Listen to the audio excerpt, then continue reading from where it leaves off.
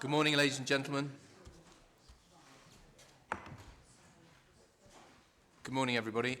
Welcome to the meeting of the Cabinet at Staffordshire County Council today, Wednesday, the 19th of October, 2022. The first item on the agenda is apologies. Mr. Bradbury, do we have any apologies? Good morning, Leader. I have one apology, and that's from Mark DeVille. Thank you. Second item is declarations of interest in accordance with Standing Order 16. Does anybody have any interest to declare? Councillor Tagg. Thank you, Chair. Yes, item 18, sale of Seabridge Centre. I've long opposed the sale of Seabridge Centre and also opposed the planning application. I've been advised by officers that I need to declare an interest. Thank you. Moving on to the decision notice of the meeting held on the 21st of December 2022. Is it your wish that I sign those off? Agreed. At least somebody. Thank you, Councillor Wilson, for indicating that I can, and to the Deputy Leader. Everybody else, are we happy? Yes? Good. Did I say December? I meant to say September. That's the reason why. So it's my mistake. Thank you. The next item is the Leader's Update. Colleagues, on Friday, the County Council submitted bids to create investment zones on the A50-A500 corridor. The new zones promise tax breaks and planning changes to accelerate business investment, job creation and house building. With the full support of the 9 councils of the Staffordshire Leaders Board and local MPs, we have put forward sites at Blythe Vale in the Moorlands and Branston Locks in East Staffordshire. We are also supporting regional transport body Midlands Connect in its bid to government for a multi-million-pound improvement along the A50-A500 to reduce congestion and boost growth. Major investment will help accelerate the hydrogen technologies valley along the corridor, including world-class businesses driving the hydrogen technology revolution, including JCB, Toyota, Alstom, Rolls-Royce, supported by leading universities in the field of energy, including Keele University. It is vital that the future growth of Staffordshire's economy is supported by the right investment in our communities. So it was great to see Councillor Price attend the official opening of the new Bramshall Meadows First School in Uttoxeter, a stone's throw from the A50-A500 corridor. Well done. This school has been built in response to increased demand for places in the local area because of new housing developments. Through the We Are Staffordshire programme, the County Council is also working with businesses, our universities, attractions and others to promote our great county as a place to live, study and visit and invest. Just 18 months into this new approach, it is fantastic to see Staffordshire shortlisted in 2 categories at the Global City Nation Place Awards. We're up for Place Brand of the Year against finalists including, wait for it, Chile, Estonia, Houston, Texas, amongst others, for our efforts to promote our place, attract talent, tourism and investment. We're really up there, and well done to the team. They are a fantastic team. They send myself and Councillor Philip White all over the place promoting Staffordshire, and I think it's absolutely wonderful that they do so. This is all about raising the profile of our county, building pride and confidence, and ultimately creating more opportunities for our people. While much of our work on the economy looks to the medium to long term, we know that right now many Staffordshire households are struggling with the rising costs of living. Our Here to Help campaign is making it easier for people to find support in their communities. It includes several county council initiatives, including Slow Cooker Giveaway in Newcastle, to a partnership with Morrison's offering hot drinks in our libraries. Elsewhere, we are providing food vouchers to eligible pensioners through the Household Support Fund, and help can be available closer than you think, so please look on our website for more details. And thanks to Councillor Sutton and Councillor Wilson for their efforts in promoting these schemes, which are very welcome amongst our local communities. The Here to Help campaign includes advice for people to look after their well-being. It was World Mental Health Day last week, a timely reminder of the things we can do to help ourselves and to look out for loved ones and colleagues. Although I have to say, just slightly off-piste, sometimes the circumstances of the world that we're living in doesn't really help our situation, does it? But we are a voice of calm amongst some of the stuff that's going on around us. But tragically, 10 lives are lost each month to suicide in Staffordshire and Stoke-on-Trent. And through our Talk Suicide campaign, we offer a simple training and guidance on what to do if you're worried about someone's mental health. And this shows that small things can make a difference. things do get on top of people, and we need to be there to help them when they're hitting the crunch point. And finally, colleagues, one of our top priorities remains acting on climate change and reaching net zero by 2050. This week we publish our annual climate change report. It details how we've reduced the County Council's emissions by 43% since declaring a climate change emergency in 2019. And thank you to Councillor Tagg. He never, ever lets us go off an agenda item without reminding us of our climate change obligations and making sure that we are continuing to deliver consistently over our planned period. However, there is a long way to go, especially when you consider that the Council is only responsible for 2% of Staffordshire's carbon emissions.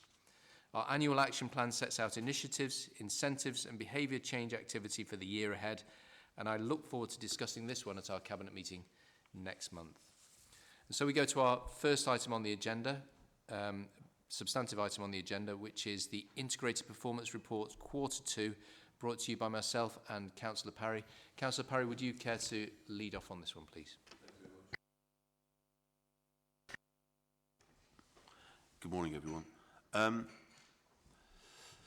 As the leader has said, we try to be an oasis of calm in a stormy operating environment, but we can't ignore the fact that there are significant factors, external factors, which have and continue to take their toll upon our spending and our budgets.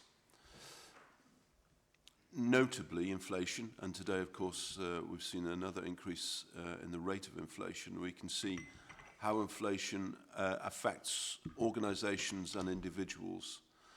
We're not excused from that pressure, and we can see that potentially over the next few years, if inflationary pressures maintain, the effect upon our budgets could be something like £50 to £70 million over our MTFS if these levels of inflation are maintained. And that has a real effect upon on our costs and on our budgets. As I say, good, strong budgetary control is maintained within the Council, so the underlying services being delivered, budgets being maintained, but nevertheless the effect of inflation is quite dramatic. We can see that in the when I get to the right page, we can see that in, for example, in the overall effect of the Cabinet of the Quarter 2, which shows an increased spend. Sorry. Forgive me while I just get to the right page. I've got too many pages open here, and So we see that the latest overspend, in a sense, in a gross figure, is £10.9 million, which is increased from the previous overspend. But we have a contingency for that, to take care of the inflationary pressures on some of that. We have an inflation reserve which will reduce that overspend to 6.4. Part of that overspend is to do with our children's services and other areas of the Council where increased demand has meant increased costs, and also the costs in terms of the transition of children's services has taken longer and is more complex than we first envisaged or expected, and therefore we've allocated further support for them in reducing the overall cost of children's transformation, and therefore it shows that increase in our overall budget. As I say, the rest of the Council, good sound budgetary control, and it means that almost every other area therefore is at a break-even position on budget, etc. We continue to be exposed to those pressures, external pressures around inflation and cost of goods and materials. I will, Leader, if I may, pass over to colleagues to talk about their own particular areas of the performance report, and I'll come back with the recommendations later. Councillor Sutton and Councillor Price. Thank you, Leader. If I can pick up on some of the areas within my portfolio that fitting into the children and families section. So progress has been made across quarter 4 in children and families, and the amber delivery rating reflects much of the work that's taken place in this quarter, but balanced with some of the challenges that we faced in relation to increasing demand, workforce capacity and recruitment issues, as well as market availability for places for children in our care. So we continue to experience pressures relating to costs, number and complexity of children, child protection and children in care, as well as challenges associated with embedding the children's transformation process. In response to this, we've now set up several new programmes of work, which have overseen by Programme Board, focusing on children's workforce, ways of working, development of a communication strategy, and children in care planning, and planning to get children back to families and out of care where that is safe to do so. And we will be reporting back at those at a future Cabinet meeting. As of the 31st of August this year, there were 1,331 children in our care across the county. So as of quarter 1, which is the period of time which we still have the figures available for, Staffordshire achieved success for outcomes for 419 families through what was originally the Building Resilient Families and Communities programme, and is now Supporting Families programme, which accounts actually for 53% of the annual target, which is in itself really, really good news.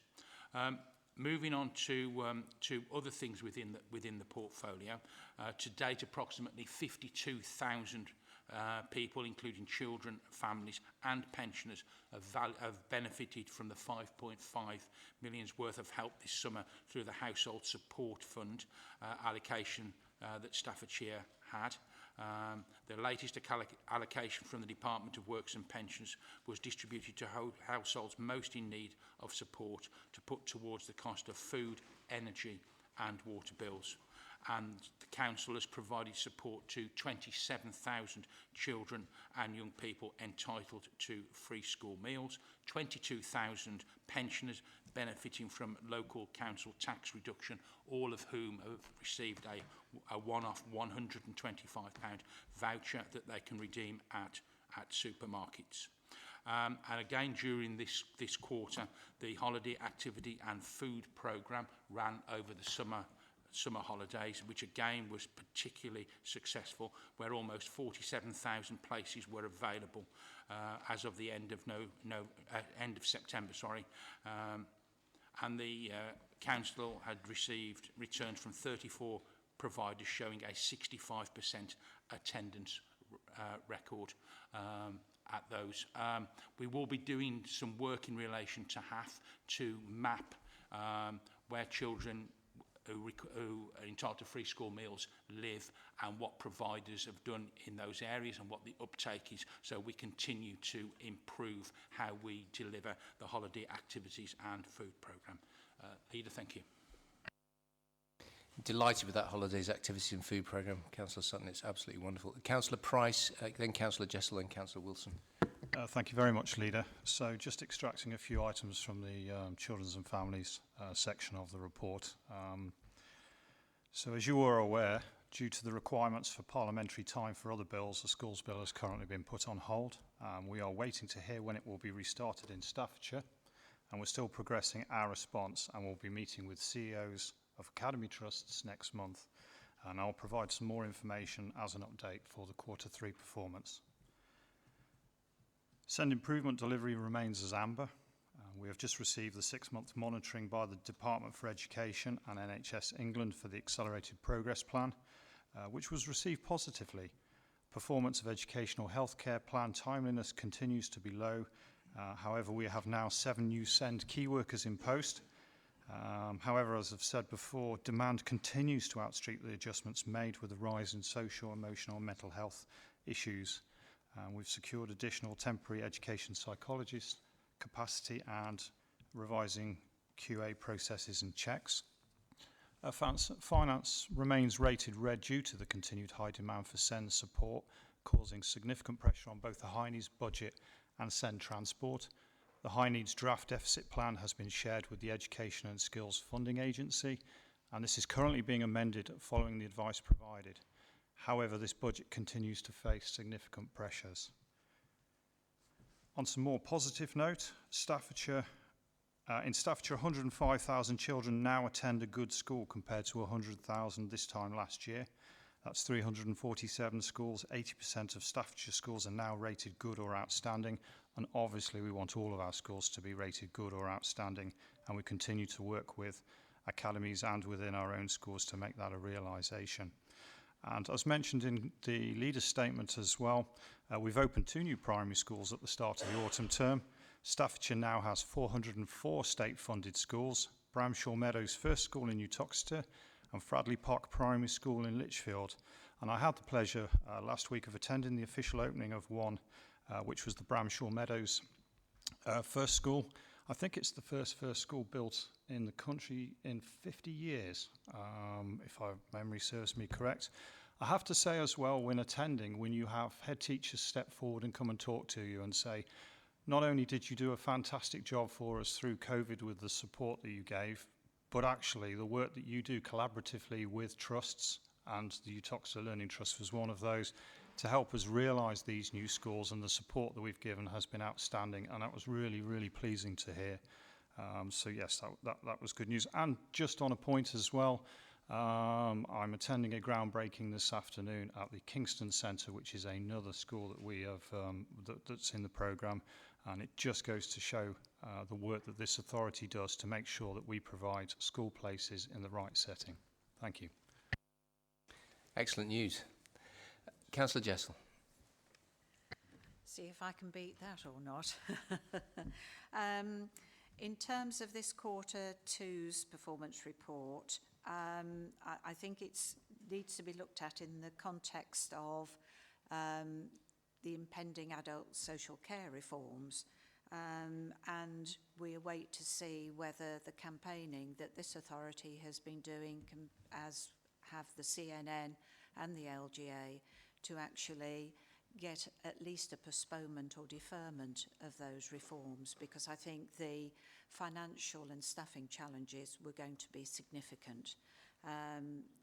There are headlines saying that they're under review at the moment, but as an authority we are preparing until we hear other definitive news. In terms of finance this year, if I can put it in the context that certain areas are slightly overspending, some underspending, but overall the health and care budget is predicted to be a balanced outcome for this financial year, which is good news. In terms of next financial year, as I say, depending on whether the adult social care reforms continue in their current form, those will have major financial implications for us. Also, the next year will bring the enhanced assurance framework, the CQC framework, which we're doing significant amount of work on to make sure that we're prepared for that. But again, the CNN network is challenging central government as to whether the timescales are actually appropriate with everything else that's going on. In terms of performance, the demand post-COVID for adult social care assessments is very high, as indeed are referrals for safeguarding. They are being risk managed so that those in greatest need are dealt with. And in terms of safeguarding with additional staff, where we're able to triage the referrals because some are not appropriate, it is enabling us to bring that backlog down.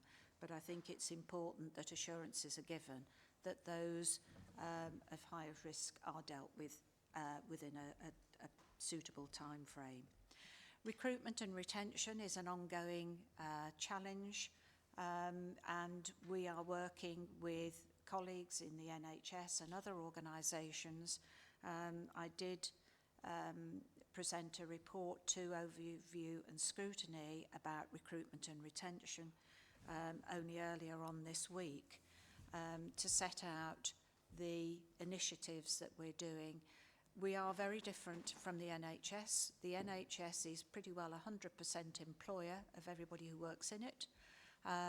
We actually, a great proportion of the people who deliver social care work actually for private providers. So we have to work in a different way.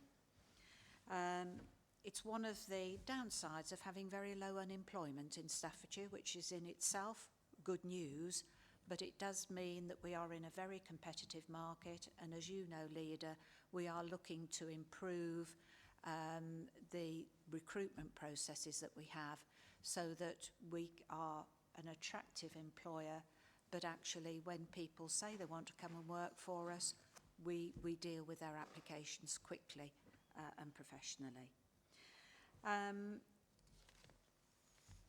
In terms of home care or care in the home, there is high demand, and as we know, there has been some difficulties there, and because of that we are investing £2 million in an enhanced home care service, which will be focused initially in the north of the county, where there is the biggest issue, or are the biggest issues in terms of accessing home care.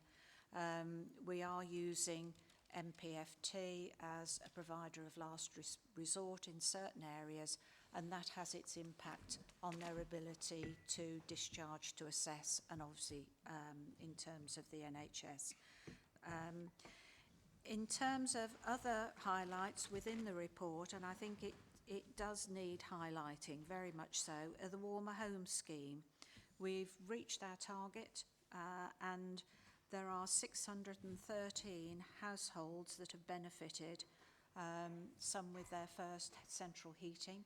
And in terms of the current cost of living pressures, it is important that we provide support to those most in need. And that is a significant number. And 2,300 have received what's called the wraparound advice and support. And we will continue to help those in greatest need on low incomes with insulation and replacement heating systems. In terms of supportive communities, which I always think, you know, is part Victoria Wilson's portfolio, but it comes in to health and care. We now have recruited 139 community champions, 16 of whom are specifically dedicated to supporting those Ukrainian refugees that have come to live in Staffordshire. And I think it's vitally important that they have that support. They've suffered from tremendous trauma in their own country. They come to a foreign country. Not all of them can speak English, and I think it just shows how good we are at supporting those in greatest need. And as I say, I would thank Victoria as well for all the work that her colleagues do. In terms of the COVID campaign, we continue to complement the national campaign and encourage everybody to get their boosters as well as their flu vaccinations. And one of the items that Cabinet is asked to note is well, I've got it conf. It's the COVID, what is it? COVID Outbreak Management Fund. Yeah, I ought to have written it out. COVID Outbreak Management Fund, my apologies, of 19.169 million, and has to be spent on COVID-related activities. On Appendix 3, that lists how that money is proposed to be invested, and Cabinet are asked to note those allocations, and I can confirm that they are in line with the grant conditions. Thank you, Chairman. Thank you. Councillor Wilson, then Councillor Tagg, please. Thank you, and I'd like to thank Councillor Jessel for her kind words regarding the Ukrainian Homes team. I will pass that on to the team. They are working all hours to help people, so that's really gratefully received. Also, if I can just congratulate Councillor Price on the opening of the new first school, and also some of the good work that's happening in Councillor Sutton's portfolio, looking after people who need it most, just these very, very difficult times that we find ourselves in. I feel that this council is in the face of adversity, really doing very, very well indeed. I'll leave the rest to the leader and move on to my own portfolio. So, as you can see from the overview, the library service has delivered a really successful summer challenge. The final figures for the reading challenge have been collated. We had 9,997 starters, which is an increase on last year, and we are almost back to pre-pandemic participants, where 11,609 children took part in the challenge during 2019. Working in partnership with the Business Enterprise Support and utilising a grant from Arts Council England, startup information hubs have been established across our library network over the summer.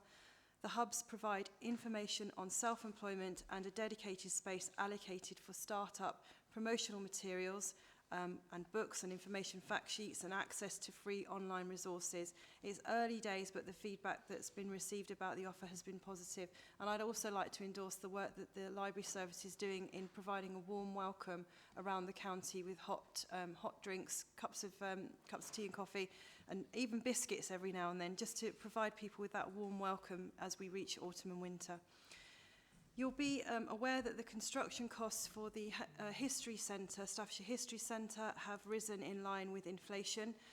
We have been in further discussions with the National Lottery Heritage Fund, and we have developed a funding strategy to mitigate the costs of increasing, the risk of costs increasing further. This approach has been approved by the team and the project board. The 4 project officers appointed to support the delivery of the project will start working this month. As you can see from the table, most of the priorities in my portfolio are on track for delivery. The Staffordshire History Centre has been rated amber. As I've just said, the increasing construction costs are currently impacting on the delivery timescale of the project. The team are managing the risk very well, but until additional external funding is secured, the value engineering completed, we are unable to begin construction, which was scheduled to start during November next month.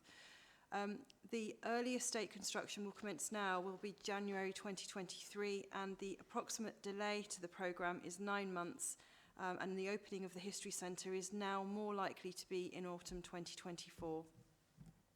In terms of the Coroner's Office, we have recently received feedback from the Chief Coroner's Office on our business case, which outlines plans for the proposed merger. Staffordshire County Council and Stoke-on-Trent colleagues leading this work have responded to the comments and provided additional detail to clarity where it's requested, but the delay in receiving this feedback is going to more than likely delay the implementation of the joint service. We have been working towards an April 2023 start, but now we think more likely it's going to be October 2023, which is more realistic, and therefore the amber rating on delivery is on this report. Thank you. Thank you, Councillor Wilson, and indeed lavishing praise on those people you like and ignoring those that you don't. Councillor Tagg, and then back to Councillor Parry, please. Thank you, Leader. Just a couple of points to raise on my portfolio older area. Project Gigabit, which is detailed under 37, though it's disappointing that the national procurement had been deferred. I can assure Cabinet members that local solutions have been put in place, particularly using the current voucher scheme, which looks to connect over 1,000 premises hard to reach premises, hard to connect premises in the local community. And I've wrote to the Minister for Digital Media and Infrastructure to ask them to reconsider, because we feel it is unfair that the way the soft market testing has taken place, and we believe it should be looked at again, so we can get the full benefits of the gigabit quicker in Staffordshire as we deserve. The second one I'd like to raise is on the back of your earlier comments, Leader, about the climate change agenda. It's just to highlight the brilliant work we're now doing with the borough and districts to align our work on climate change, working together to get to that goal. As you said, only 2% of emissions come from local authorities, but we have a powerful role to play and levers to pull to ensure that we get to our net zero target by 2050. So just a thank you to the district and borough portfolios who are working with me on the Staffordshire Sustainability Board to get us where we want to go. Thank you. Could I just chip in on that, please, Councillor Tagg, because the letter that you've written to the Minister about the gigabit situation, it was strongly worded, but you know, we cannot deliver our low carbon agenda and productivity demands that we're looking for without that being facilitated. And the idea that this can somehow magically appear, I would implore you to keep up that lobbying effort and keep demanding for Staffordshire what we need in order to move our economy forward. So thank you for your efforts on that, but I think you're going to have to keep on banging at that door. Councillor White, you just wanted to come in briefly before Councillor Parry. Yeah, thank you. Thank you for letting me. There was just one small point in my area which I felt I'd highlight here, which is line 33 of the report, the Ignite programme, which we're all familiar with, our entrepreneurialism courses for further education students, which we launched last summer. We had a target of 5,000 students to receive those courses. As the report indicates, we've gone beyond that to 5,500 students who've received the lesson plan, of whom 480 have registered then to take that study further through the online learning platform that we have. But the point I really wanted to highlight is 282 have registered for a 5-day intensive course about starting your own business. These are young people going through their college education at the moment. 282 of them who are serious about starting their own businesses when they leave college. We need the infrastructure such as the broadband and the good roads and the other things, but it's the people that really make a difference, and I was really struck by that. I'm quite excited by it as well. So thank you for indulging me for chipping that in before we go back to Councillor Parry.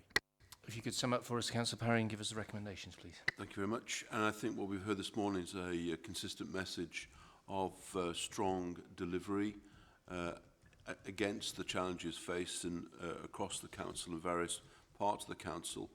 And within that, significant improvements and innovations that have delivered things like new schools and will deliver the History Centre, for example, improvements in our addressing climate change, in job creation, in looking after people in older age.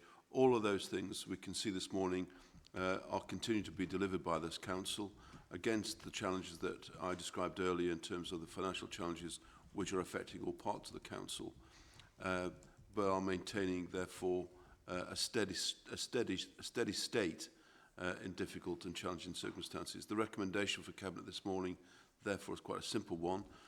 This is an opportunity for the Cabinet to consider and discuss Staffordshire County Council's quarterly performance and finance position, and that I therefore recommend to Cabinet that it notes and challenges the performance as it has and advises of any further information or action that's required. You've heard the recommendation. All those in favour? Agreed. Agreed. Thank you very much indeed. Now, the sharp-eyed amongst you will have noticed that I skipped over agenda item 6, which was Staffordshire means back to business. I know you are all quite literally quivering in anticipation of the Staffordshire means back to business brought to you by the Deputy Leader. It's a verbal report. So over to you, Councillor White. Thank you very much, Leader. I thought you skipped over it because you covered some of the salient points in your Leader's update, and we've done a bit of it in the integrated performance report as well. So the report in detail will be provided online, but I'll go through some of the key points that I think are important to cover in this item. I always in in my Back to Business updates, I do like to highlight the strength and the robustness of the Staffordshire economy. And I think it's particularly important to do that at this time when combination of national and international events mean that economies in every locality are facing challenges and headwinds, and that's as true for Staffordshire as it is for anywhere else, particularly in terms of the price of energy, general cost price inflation, and also pressures around recruitment and staffing.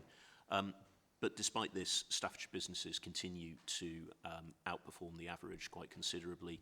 And I'll come on in a moment to a couple of the areas in which we're providing help on a local basis, which is relevant to making sure that those businesses continue to do what they do very well. Before I do, I'll just cover the universal credit claimant details, as I always do at these meetings. During the last period where we have data, which is August to September this year, we did see an increase of 310 claimants. We remain at 2.7% of our working age population claiming universal credit, many of those people being in work, incidentally. And that figure compares, so 2.7 for Staffordshire, the figure nationally is 3.8%. We note those small increases, and we're very mindful of them. It is mainly from our intelligence gathering down to businesses that are facing pressures relating to inflation that are reducing staffing. Our youth claimant count within that rose by 45, so a small increase there. Again, we are some way below the national average in terms of our youth claimant counts. Those figures also need to be considered in the context of the exceptionally high number of vacancies in Staffordshire, which runs at over 20,000 jobs that are available within the county at the moment. And it is important that we are meeting the challenges that are created both by people who are seeking work, but also by businesses that are seeking the right kind of employees. And we discussed in detail at our last cabinet meeting the work that the County Council is doing to match job seekers, employers and training providers to make sure that people have the jobs they want and businesses have the people they need. So this month I will highlight two things that the County Council is doing to champion our local businesses, grow our economy and give our citizens the skilled and well-paid employment that they want.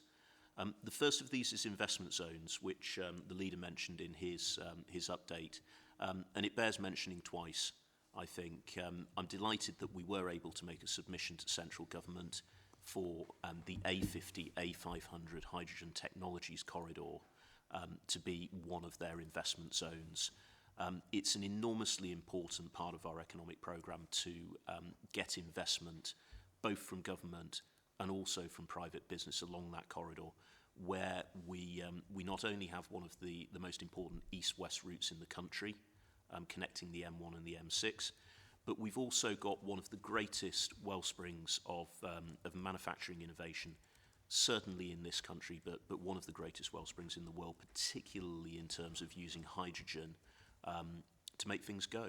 So along the corridor we have JCB, Rolls-Royce, Toyota and Alstom, all developing and indeed being able to sell you products that will move, so trains, planes, automobiles and plant and machinery, all using hydrogen power. And we want to harness that growing expertise and innovation, bookended by world-leading universities in the field of energy, including Kiel and Nottingham. We want to harness that to make our part of the world an absolute powerhouse for manufacturing and exporting products in these areas that are of growing importance in our global economy. And that investment zone will help to remove three of the key obstacles to that growing as fast as it can. So the first is the transport infrastructure, removing pinch points along that. The second is hydrogen infrastructure. And obviously we have all of these businesses making products that use hydrogen. We need to make sure that the hydrogen grid is connected in this area early in its rollout across the country. And third is skills. We need the skilled people to drive these businesses forwards, and that investment zone will help us with all three of those. We're working closely with all of the local authorities along this corridor. There's 16 of them in total, and I think it's a great illustration of the partnership working that we have in the Midlands, in local government that we're all on the same page in terms of wanting to promote this, along with Midlands Engine and Midlands Connect, our key strategic regional partners. And our MPs have been fantastic as well in supporting this endeavour. And I know that they're banging the table hard in Westminster to say that we need this to be a government priority through their investment zone programme. The second programme that I will highlight is our business support activities. We hear a lot at these meetings about the Back to Business programme, and one of the more recent developments in this is growing our business startup programme to be a business startup and step up programme. We recognise that businesses don't just fly off over the horizon when they cease to be startups, that they still need support as they grow and develop.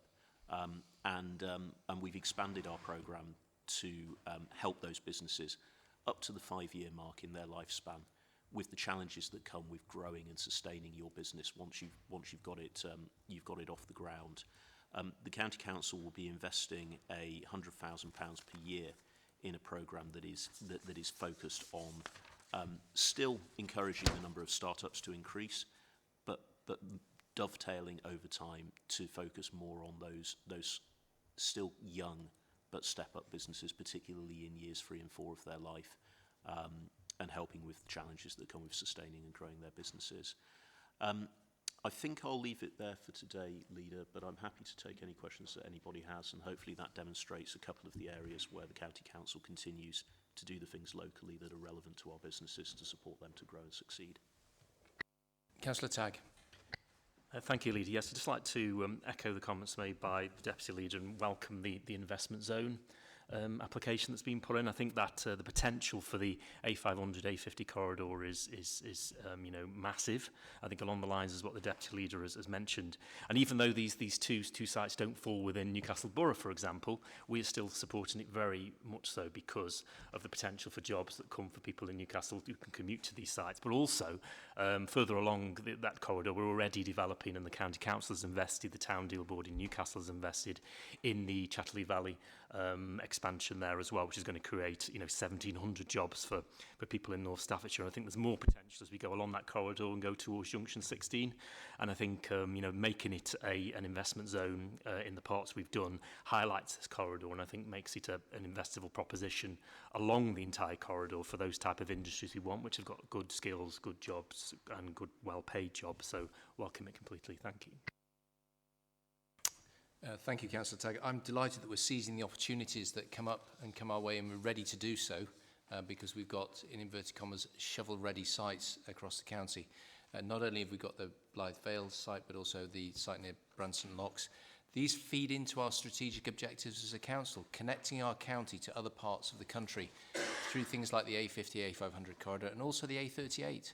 I had a meeting with the Member of Parliament for Burton-upon-Trent yesterday morning, and we highlighted the opportunities that present themselves as a result of our support for the Branston Locks project, which includes improving the A38 and also rail connections in the south of the county.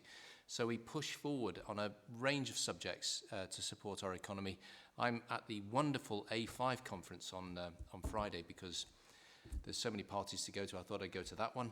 And that also represents an opportunity to see that east-west connectivity across the south of the county being improved as well. So well done. I'm going to lavish some praise at this end of the room because Councillor Wilson's obviously lavishing praise over at that end of the room, just to make sure that those people who are doing a good job are also getting recognised for the work they're doing. So well done, Councillor White and Darrell Ayres and his team for everything that you're doing. Right, is there any other questions for Councillor White? No? Right, thank you very much indeed. Now, just to make sure I've got the right item on the agenda, I think I'm going to go to Nexus Trading Services Limited, Annual Report 21-22. Mr Bradbury, is that correct? Am I on track? Good.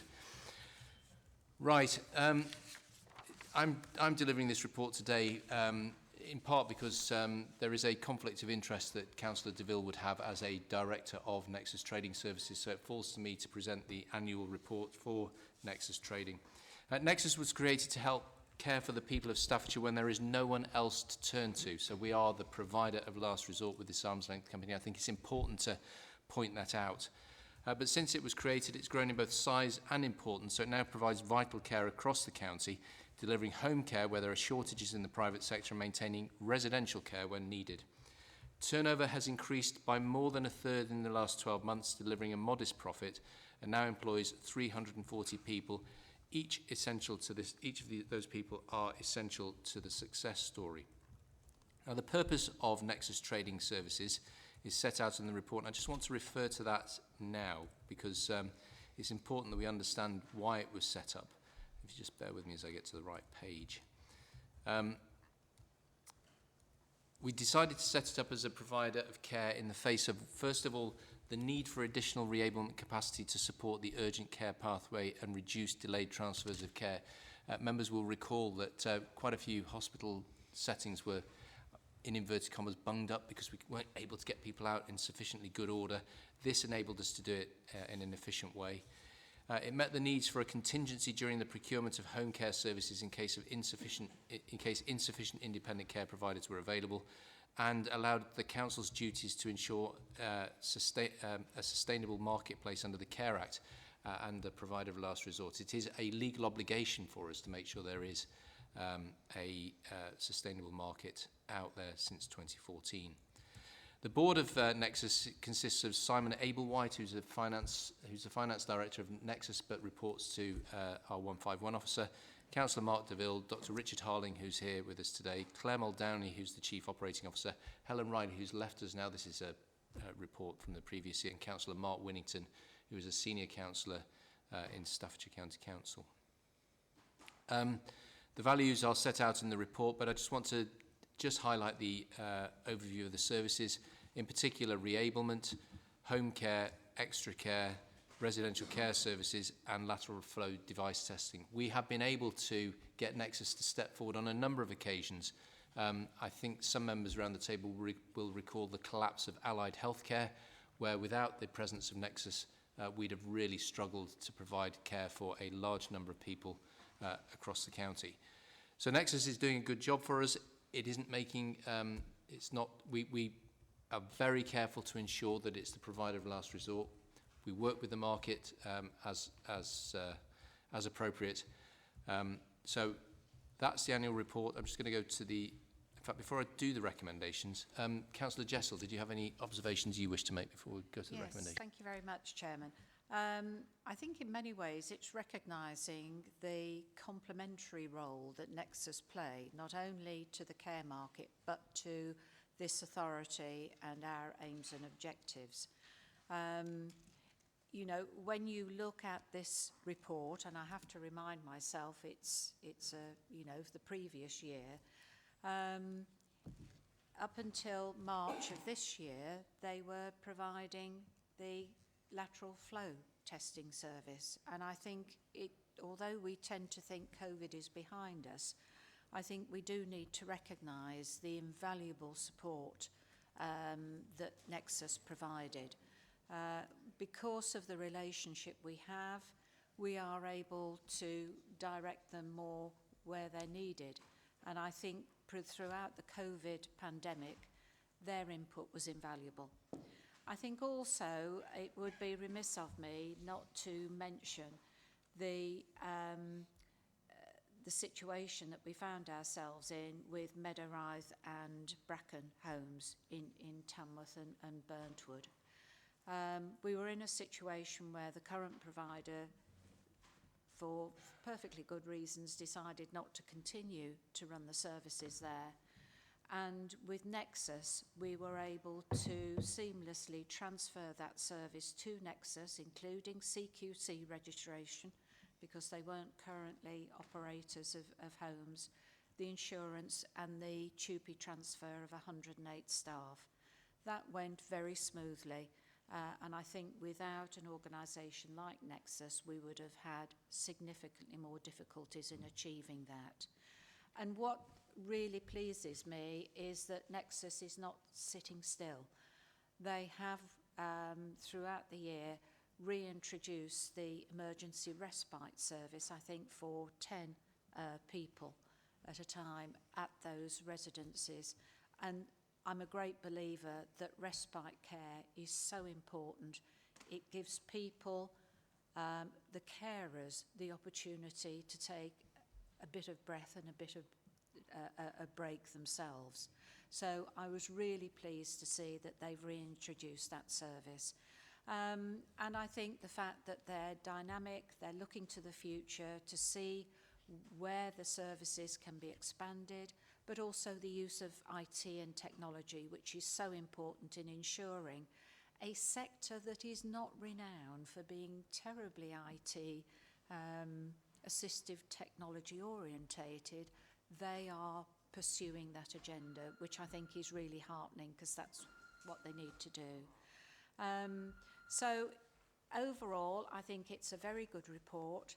I think the thing that sticks in my mind is 90% of people who have received support from services from Nexus would recommend them to a family member or a friend.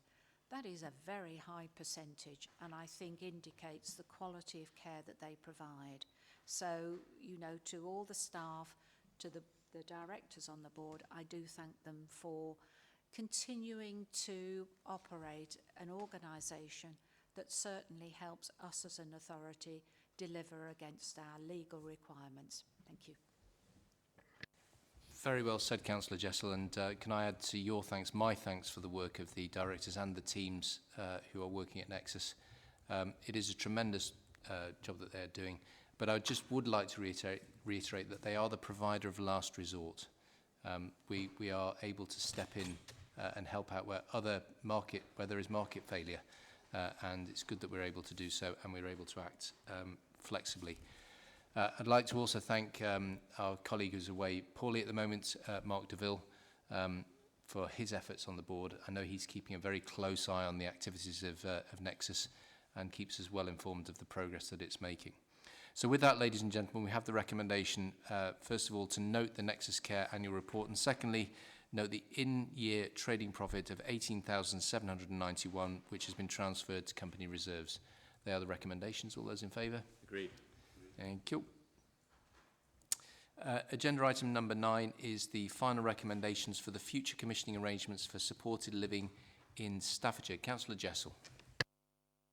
Thank you very much, Chairman. I shall be fairly brief because a report did come to Cabinet on the 19th of January with the outcomes of an option appraisal for this commissioning arrangements.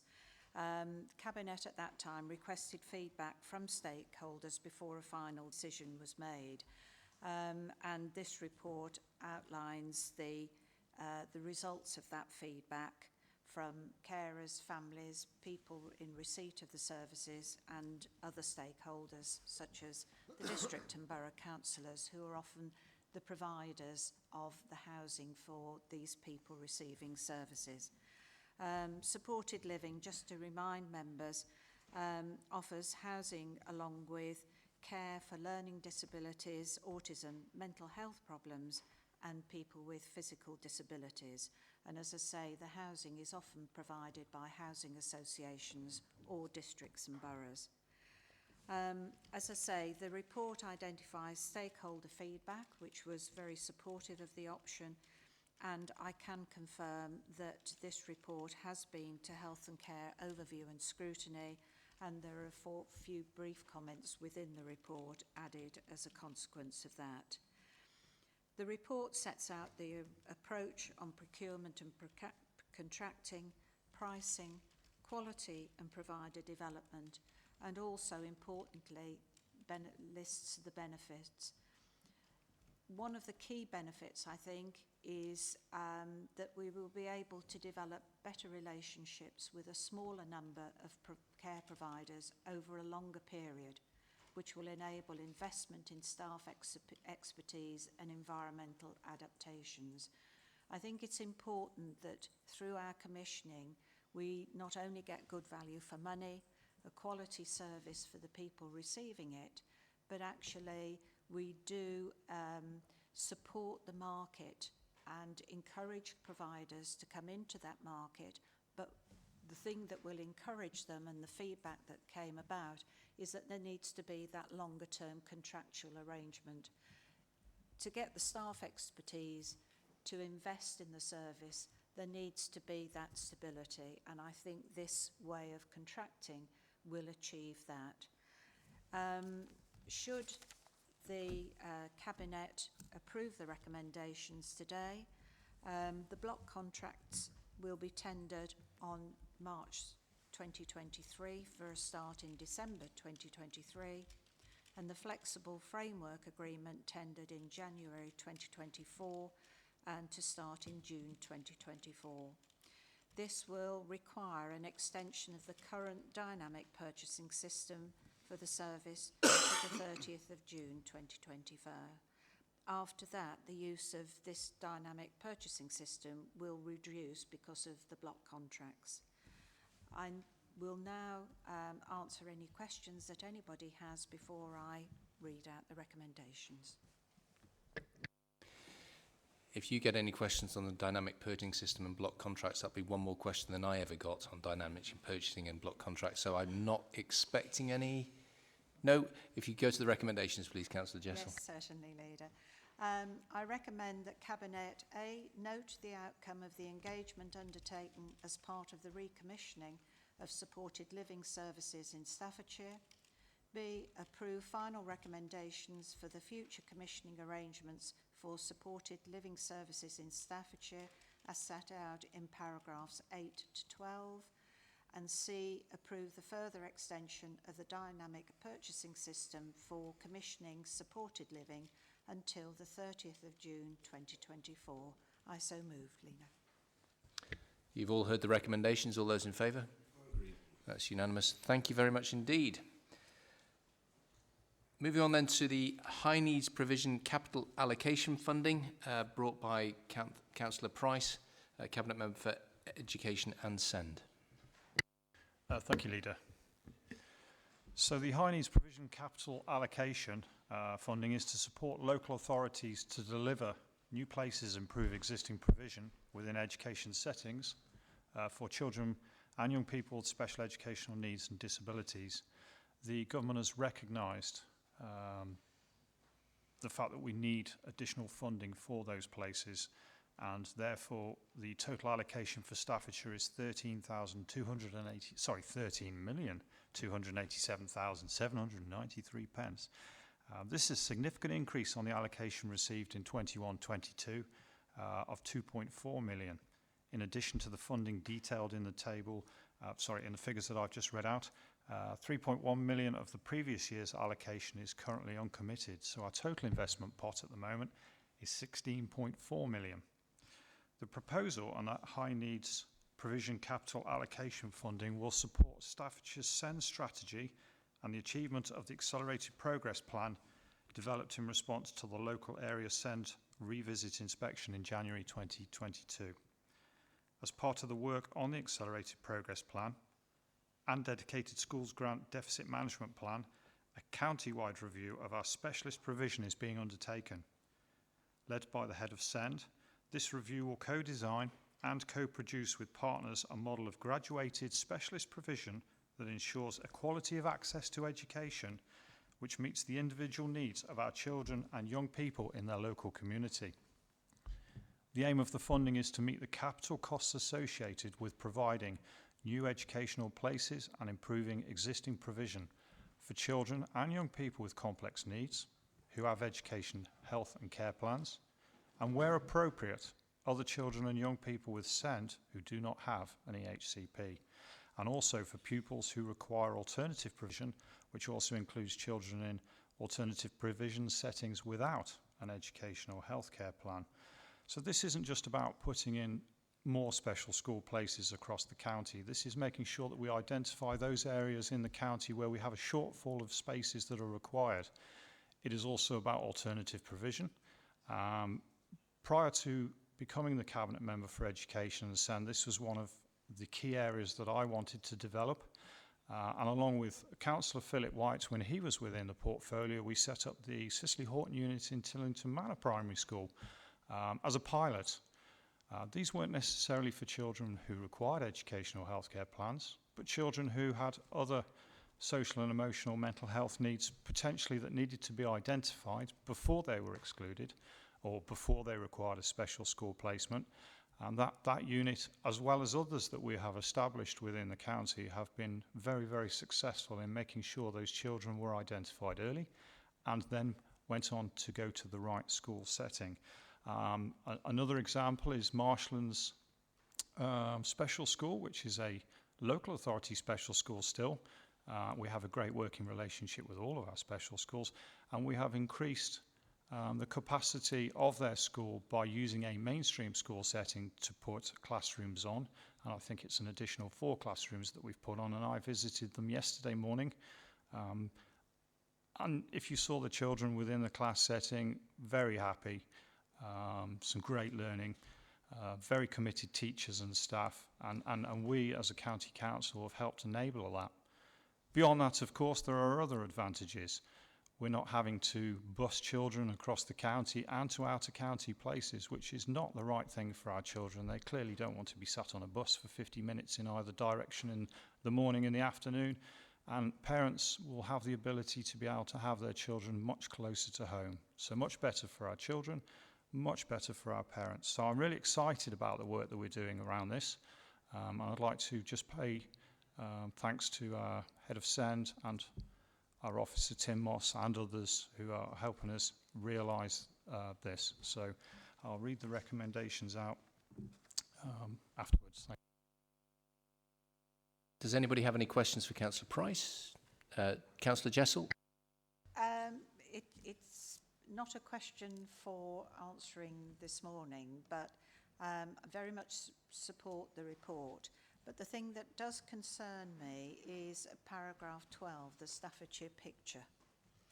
And when you read that more school-aged children in Staffordshire attend specialist provision at 52% compared with 38% nationally, and that we have a higher number of children with EHCPs than the regional and national figure, I do have to ask, what is the reason for that? I can't imagine it's geographically. We are, you know, a very pleasant environment to live in. We don't have high unemployment. We don't have high industrial pollution. It just concerns me that we are a bit of an outlier, and if I'm asked why, I don't understand why, and I think it would be very helpful if, you know, whether through the public health function or whatever, we could actually investigate why we have this higher proportion. Thank you. Councillor Price. No, it's a really, really good question. Some of the short stay provision and an alternative provision that I have mentioned is about identifying needs. Some of those children do not require educational healthcare plans. They need other support, early intervention, and therefore they should be back in mainstream provision. As I said earlier as well, we're not talking about increasing the, well, we are talking about increasing the specialist school provision, but it's not just about that. It's also making sure that we can support mainstream schools to put relevant units on their own site so that they can support moderate learners as well. And my goal, as is my officers, is to make sure that any child that can remain in a mainstream school is supported by their mainstream school and should therefore remain there. Obviously, we do have a large cohort of children with extremely complex needs, and a specialist school provision is the right provision for them. But not all of our children, I recognise, in special school should actually be there. And on my rounds and visiting schools and speaking to special school provisions, they have said some of these children would actually, with the right support, in a mainstream setting, thrive. I don't often talk about my own child, but I have a special needs child as well. And it was a big decision to whether to put him back into a specialist provision as a secondary school. Actually, when he transitioned, I've decided that he is a modular learner with support at home and school, and I've kept him in a mainstream setting, and he has thrived. And that's my goal for all of those children who are able to do that. Thank you. My apologies. So I recommend the Cabinet approve the utilisation of funding from the Staffordshire Education Setting to A. Increase access to mainstream placements for children and young people with high needs who might otherwise require more specialist provision with the development of resource bases. B. increase the local availability of high needs places to help reduce the requirement for out of area placements, placements at independent special schools. And C, approve the Director for Children and Families be given delegated authority to allocate the funding to the individual capital projects at educational settings. Thank you. You've heard the recommendations. All those in favour? Agreed. That is unanimous. Thank you very much indeed. Now we've got a double dose of Councillor Sutton. First of all, the Early Help Strategy 2022 to 2027. No, Family Hubs first. I'm so sorry. It's not been a brilliant morning in terms of getting the agenda right. Everything else has been going swimmingly, but you're going to give us Family Hubs this time, and then after that it's Early Help Strategy. So first up, Family Hubs, Councillor Sutton. So thank you very much, Leader. And the first thing I would point out is that these two items on the agenda are very much linked into each other, and just at that point my computer decides it's going to throw wobbly. So family hubs, this report will explain and does explain in detail both the local context here in Staffordshire and also the national context. Family hubs have come out of a commitment by government to go down this line. Unlike a number of other local authorities, we've received no funding towards the development and starting family hubs. So we are having to do all this through the existing budgets that we have. And this report explains that in some detail of how we're going to go about that. In Staffordshire, we have 185,000 children, and 88,500 babies are born in Staffordshire every year. And this model will be based around the current children's centres that we have. And I want to start from the outset to say that none of the children's centres as we progress are going to be closed. We have a children's centre in every one of the districts, plus 5 other districts and boroughs have an additional provision as well. We are still at the early stages of developing the family hubs, so this report is very much around the direction we want to take. So we have a commitment to work with our partners to change the way that we currently deliver services for families locally. We think that we could provide a more coordinated approach so that all expectant parents, children and young people have access access to services in an easily way and their needs are met.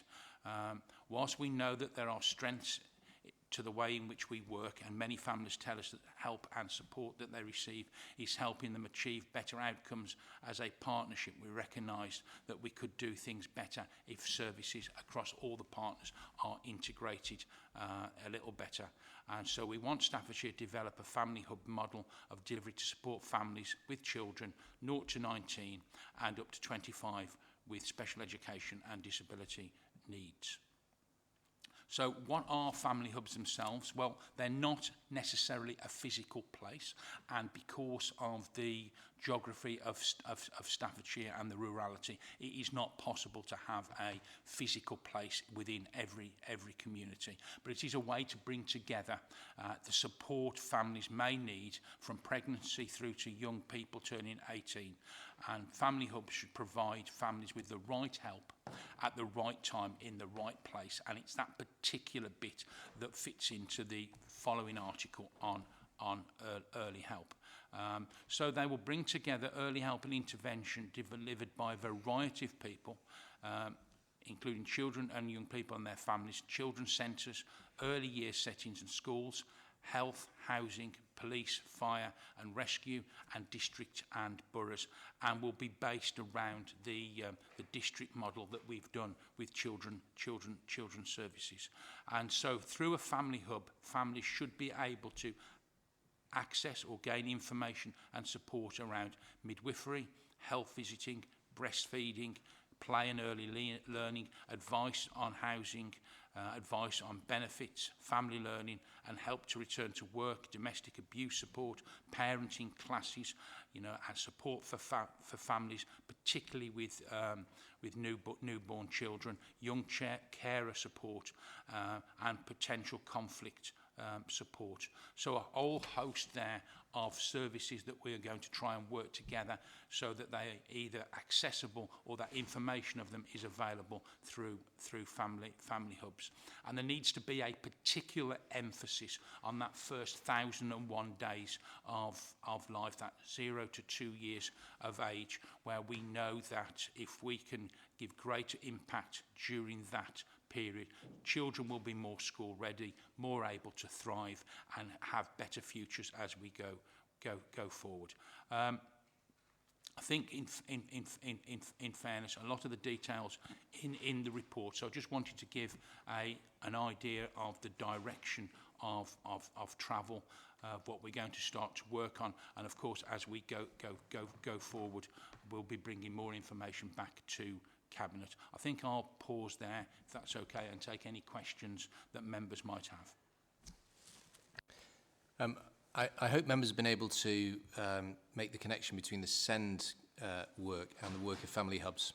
I think it's really important that we note that, because this is our work to help families to, as you can see in paragraph 10, things like family learning, parenting courses, all that good stuff that really helps you to become a good parent so that your children go into school prepared for school.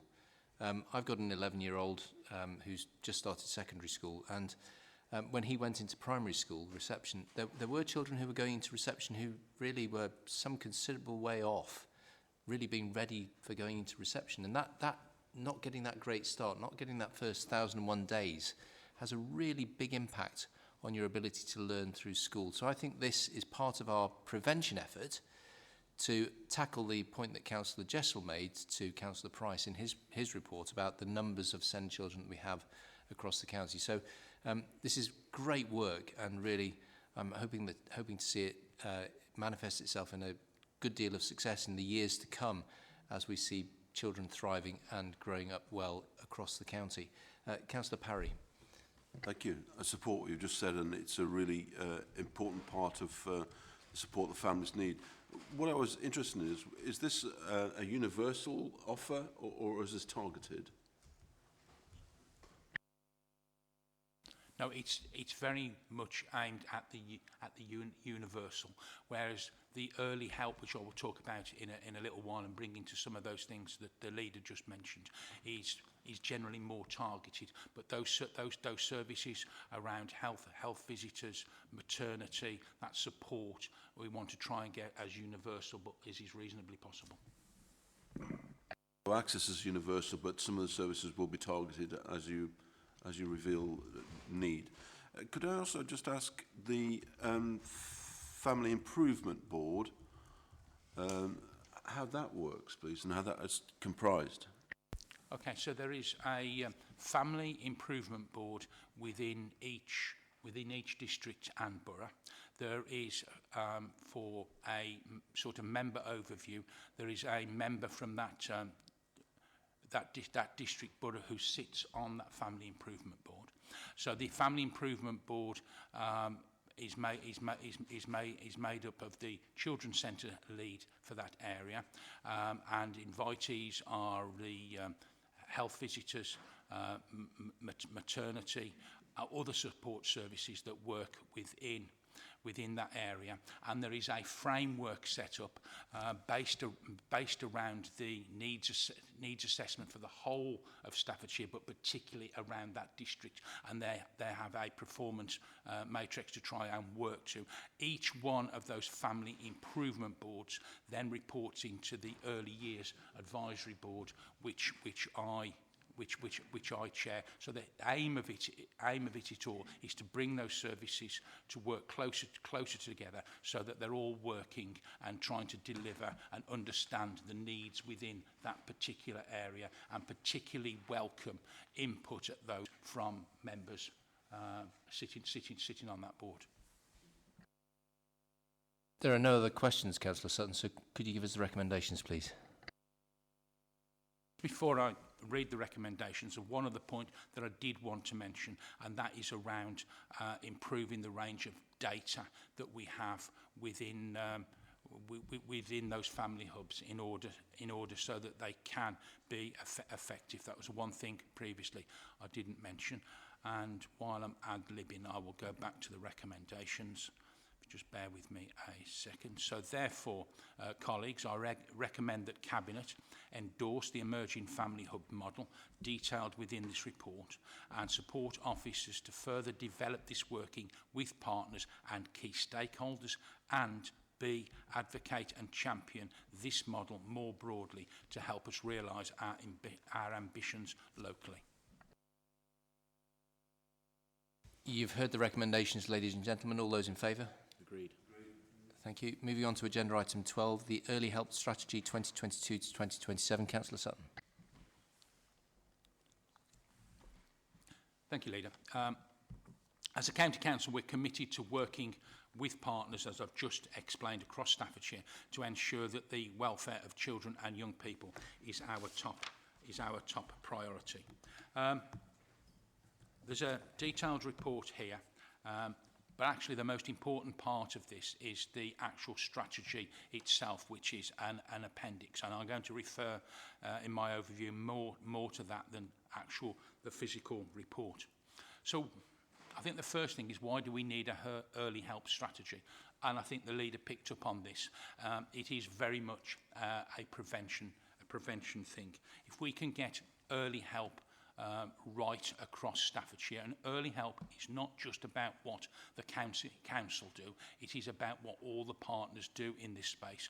And in the strategy there are some really good examples, and they're examples of what other partners have done around early help. So the right early help in the right place will help prevent children going into need of neglect, child protection, planning, and ultimately children going into care, and overall will improve the outcomes and the futures for our children.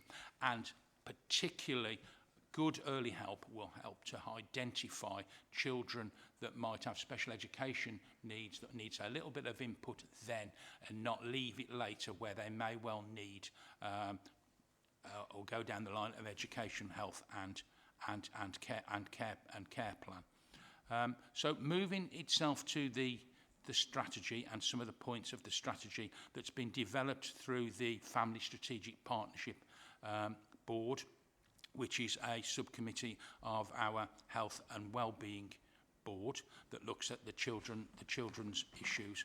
The strategy is based around the right help at the right time and in the right place.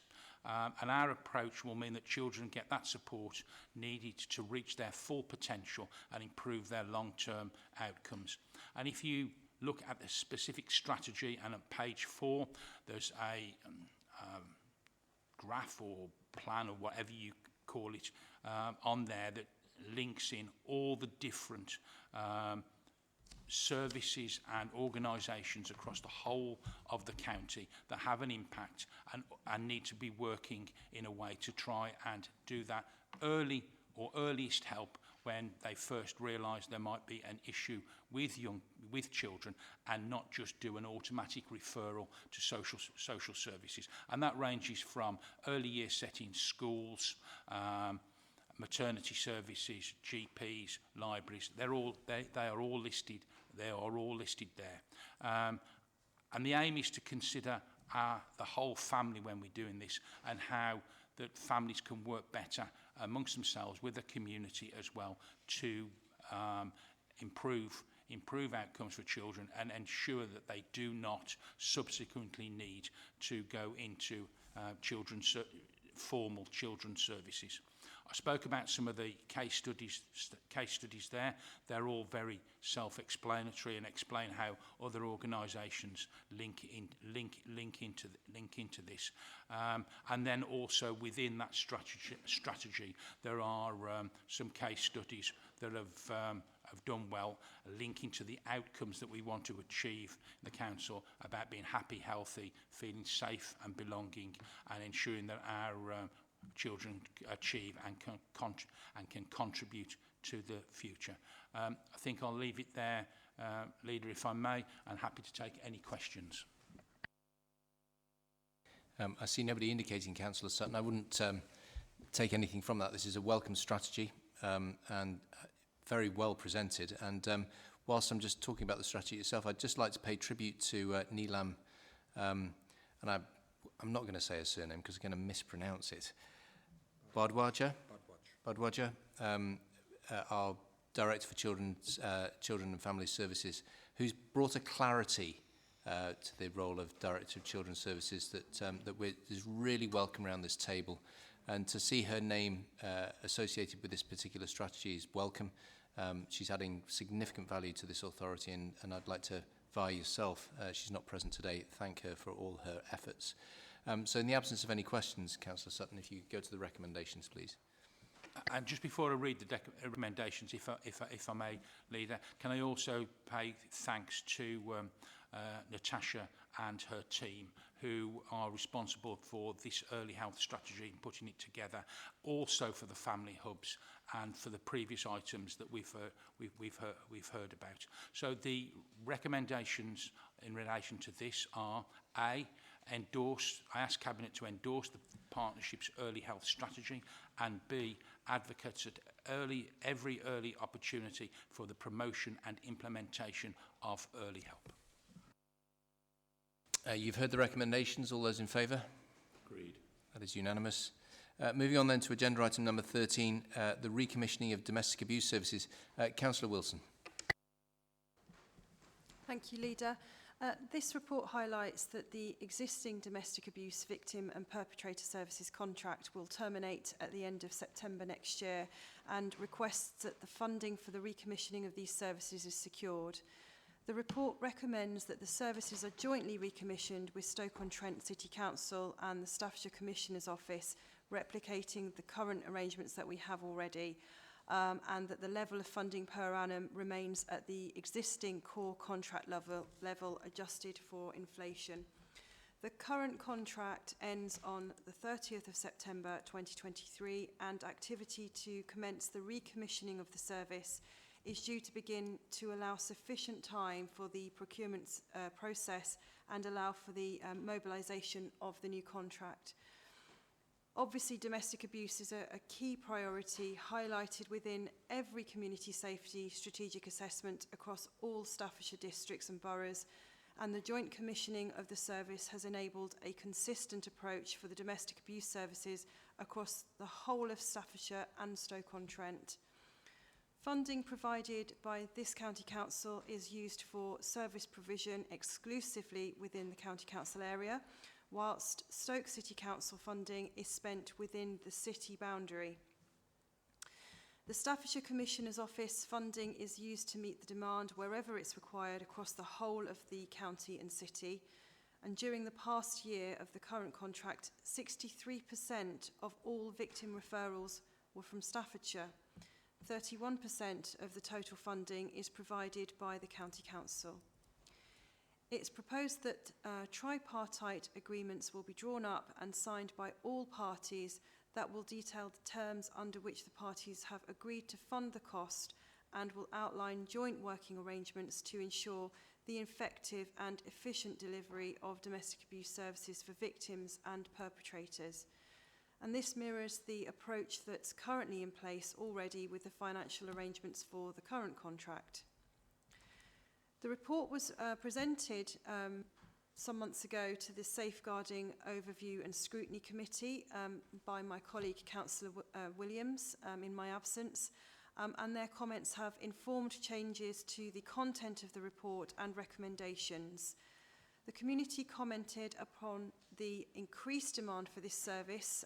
We've all seen an increase in domestic abuse, particularly over the COVID period, and noted that funding levels haven't increased since the commencement of the current contract.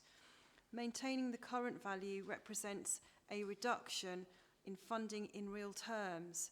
So with that in mind, recommendation C of the report has been amended to reflect the inclusion of an inflationary increase that addresses in part concerns raised by members of that overview safeguarding committee. And finance colleagues have confirmed that 2% inflation should be applied, in fact, to the base figure, and this will be added centrally to the base budget. Now, 2% has been used as this is the working assumption in corporate finance planning for the 23-24 budget. And whilst it's understood that when this is finally set for 2023 and 24, it may actually be set at a higher rate, but this can't be quantified at this stage as the budget won't be approved until February 23, and only 2% can be guaranteed to be available. In order to be able to increase the funding for the base contract, it's necessary to find savings in other areas under the pound in and pound out principle, and no other savings have been identified. So while securing additional funding for the recommissioning of the domestic abuse provision is challenging for the above reason, there will be additional funding from a specific source that will assist with the overall capacity in this area. You'll be aware that in addition to the responsibilities for funding domestic abuse provision, there are changes in the 2021 Domestic Abuse Act that places additional statutory duties on Tier 1 local authorities relating to the provision of support to victims of domestic abuse and their children residing within refuges and other safe accommodation. This new duty covers the provision of support to victims and their children residing in a broad definition of safe accommodation, so it's much wider than just refuge accommodation. For example, specialist safe accommodation, dispersed accommodation, sanctuary schemes, and move-on or second stage accommodation. And funding is provided to the County Council by DL-UCH, and for 2023 it's around £1.5 million. The commissioning process is at its early stages as yet, but it's planned for provision to be in place during the latter half of 2023-24, and this will sit alongside the recommissioned base domestic abuse provision. This is more or less business as usual, except that there is an increase here in the funding. I'd just like at this stage just to thank the leader, Councillor White, and the deputy leader, Councillor White, for all of their help in assisting me with this project. And if there are no questions, I will continue to the recommendation. Councillor Parry and Councillor White. Obviously really welcome this. You touched on the changes in the legislation. One of the things that seems to be more prevalent, or certainly the profile is raised, is around coercive and controlling behaviour. I'm just wondering whether enough of that was embedded within the specification here. Just as an aside, I went into a bank the other day. I'm old-fashioned in one sense, in that I still have an account with a passbook, and I won't give it up, which I've had since I was about... which I've had since I was about 15. Anyway, I went in to draw some money out and asked for a cheque, and the person serving me asked what it was for in a polite way, which I went, whoa, why are you asking me this kind of thing? This is my business. But actually said that it was a double-level cheque to provide an opportunity for the person withdrawing money to declare if there was any kind of controlling behaviour behind it. Which I thought, well, actually, I support this then, if that's why we're asking the questions. And it just shows that those sort of things are prevalent within our society in all sorts of forms. And it's an awareness and a growing awareness that those sort of questions sometimes need to be asked. It's how you ask them, of course, to someone like myself says, what the hell's that got to do with you? To actually understanding the reasons behind it. but it's an important part now, I think, of abuse, and that what might start as low level but rises to extraordinarily difficult levels, very harmful levels of controlling coercive behaviours. Thank you, Chair.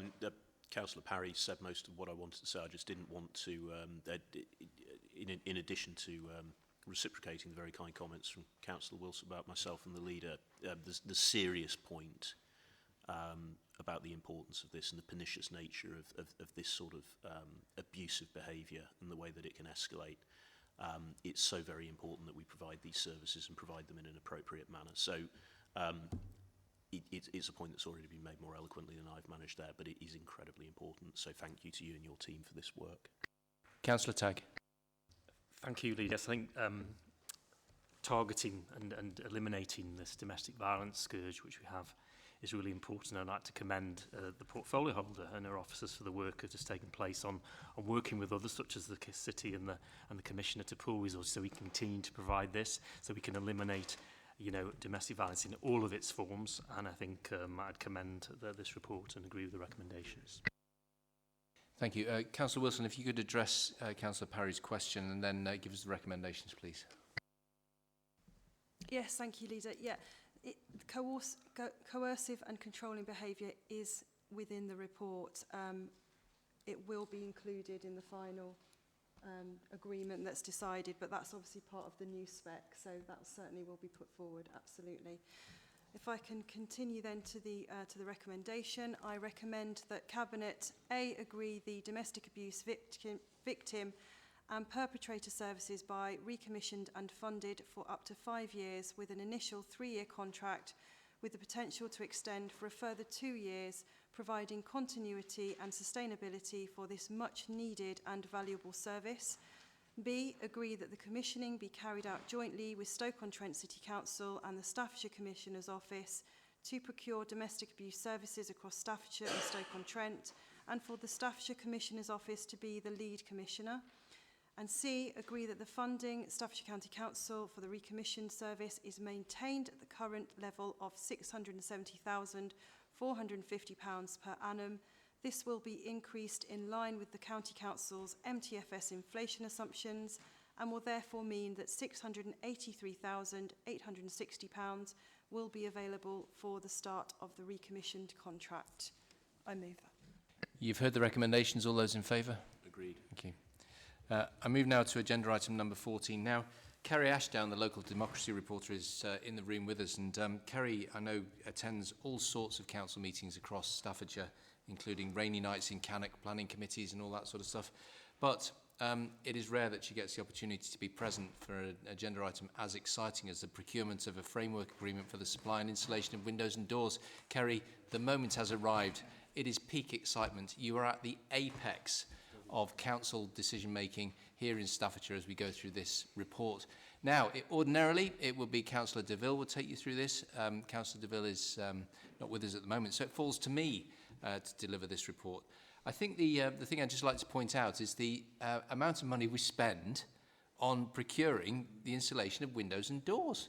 And this is the reason why it comes to Cabinet. If you just quickly scan the report, and that's all I'll ask you to do before I go to the recommendations, you'll see that it's £2.5 million. This is a lot of money. And so these are the reasons why we have a Cabinet member who looks at these contracts, makes sure that we drive out the best value and make sure that no council taxpayers' money is spent wastefully. So that's the gist of the report. I'll go to the recommendations in a moment. It's essentially a housekeeping report as much as anything else, but I do disappointingly see a couple of questions which I will do my best to answer, but I have John Tradewell and Rob Salmon with me who are going to bail me out in the event they get too sticky. Councillor Tagg and Councillor Parry.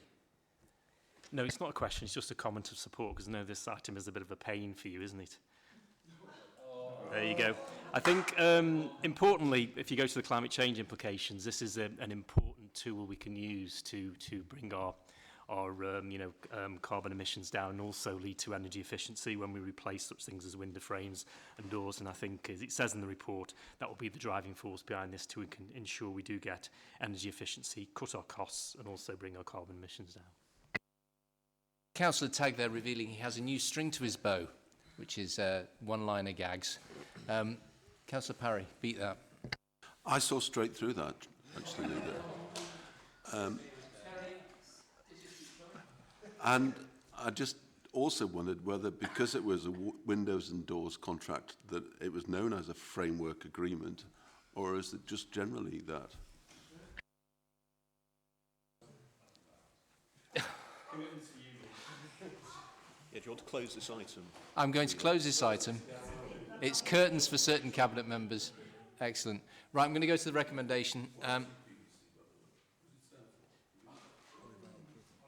I did very, very explicitly say in the preparation for this meeting that nobody used to ask me what UPVC stood for. Okay. Thank you, Councillor Parry. Yeah, Google it. The recommendations are that the Staffordshire County Council undertakes procurement of a framework agreement for the supply and installation of windows and doors. Agree that the Deputy Chief Executive and Director of Corporate Services be delegated authority to approve the contract awards to the framework agreement with successful suppliers, and subject to satisfactory performance, approve any framework agreement extensions. And C, note that all subsequent call-off contracts will be awarded in accordance with the Council's procurement regulations, and it stands for unplasticized polyvinyl chloride. So, all those in favour? Agreed. That's unanimous. Next item on the agenda is the forward plan of key decisions. Let's check I'm on track. Am I? Yes. So in November, in public, you've got Climate Change Action Plan and Climate Change Annual Report, which we're looking forward to, Councillor Tagg. Treasury Management Half-Year Report brought to you by the Cabinet Member for Finance and Resources. In December, a big agenda in December, which includes the Strategic Plan and Medium-Term Financial Strategy 2023 and 2028. And I know that Councillor Parry, with Rob Summons, working extremely hard, and thank you for an excellent briefing yesterday, Rob, on that matter. Again, in public, the Staffordshire County Council Local Flood Risk Management Strategy, brought to you by Councillor Tagg. Delivering Future Vision for the Countryside Estates, brought to you by Councillor Wilson. Homes for Ukraine, again, brought to you by Councillor Wilson. Framework Agreement for the Supply and Installation and Maintenance of Tar Macadam and Other Services, nominally brought to you by Councillor DeVille, but if he's not about, then it's going to be me. And then again in public, Framework Agreement for the Supply and Delivery of Installation of Furniture. Review of the business case for the development of council-owned older people's nursing homes, Councillor Jessel, but I know we were just taking a look at that and reviewing it in due course. Yes, Leader, that actually will have a slightly broader scope, so that title needs updating. Thank you. Again, brought to you by Councillor Jessel, is the Adult Learning Disability Provider Services. Now on to January in public, Strategic Plan and Medium-Term Financial Strategy 23 to 28. For the sharp-eyed amongst you, that's the second time that appears. We will be determining which one goes forward closer to the time, or have we, Rob? Chairman, I think that's the one where you formally recommend the budget and the MTFS to Council. Thank you. And then in February in public, the Integrated Performance Report Q3, brought to you by myself and Councillor Parry. That is the full plan of key decisions. It now moved to agenda item 16, which is the exclusion of the public. I move that the public be excluded from the meeting for the following items of business, which involve the likely disclosure of exempt information defined in the paragraphs of Part 1 of Schedule 12A as amended of the Local Government Act 1972, indicated below. Is moved.